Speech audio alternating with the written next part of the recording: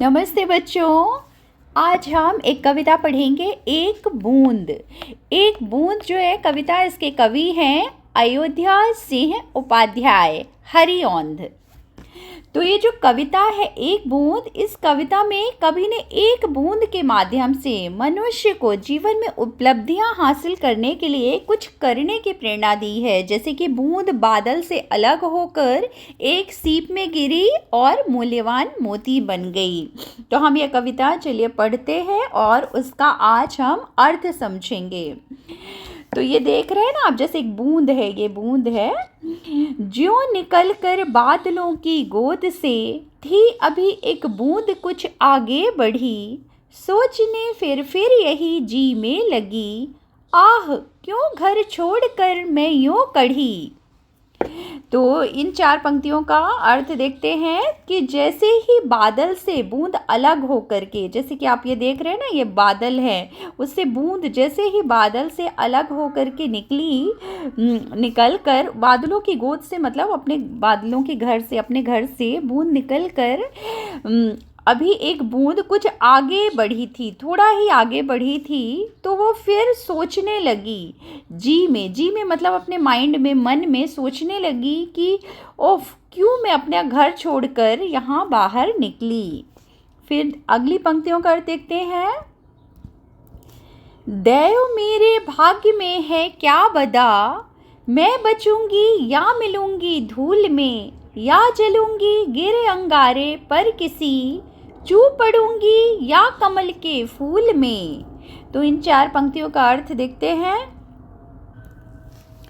तो दैव मतलब यहाँ पे है भगवान, है ईश्वर, मेरे भाग्य में क्या बदा है, मतलब मेरी डेस्टिनी क्या है, क्या लिखा है, निर्धारित है, उसे हम बदा है बोलेंगे।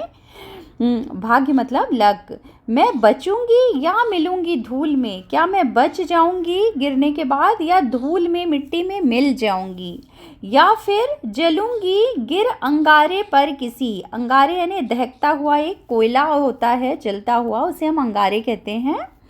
या मैं अंगारे पर गिरकर जल जाऊंगी, या चू पड़ूंगी कमल के फूल में, या फिर मेरे साथ कुछ अच्छा होगा और मैं कमल के फूल में जाके गिरूंगी। तो उसके अंदर दो तरह के विचार आते हैं। जैसे ही बूंद थोड़ी दूर गिर के नीचे आती है तो वो सोचती है कि देव मेरे भाग्य में क्या बदा है, मैं बचूंगी या फिर धूल में मिल जाऊंगी, या फिर मैं जल जाऊंगी किसी अंगारे पर गिरकर, या फिर मैं चू पड़ूंगी कमल के फूल में।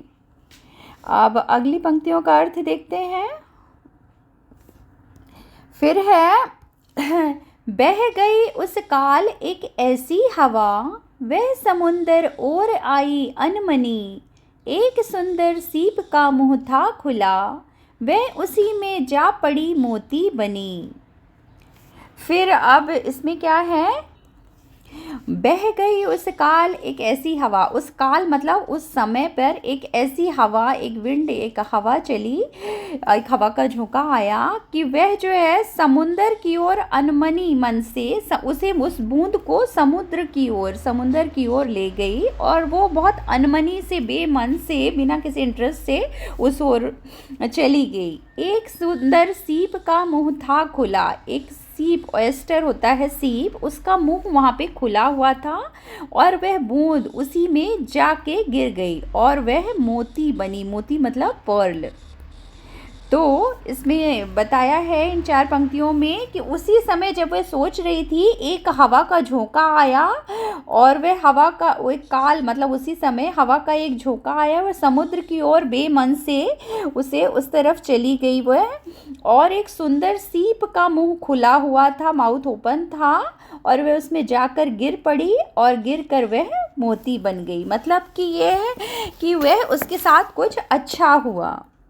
फिर अगली पंक्तियों का अर्थ देखते हैं क्या है। फिर है लोग यूं ही हैं झिझकते सोचते, जबकि उनको छोड़ना पड़ता है घर, किंतु घर को छोड़ना अक्सर उन्हें बूंद लो कुछ और ही देता है कर। तो इसका अर्थ क्या है?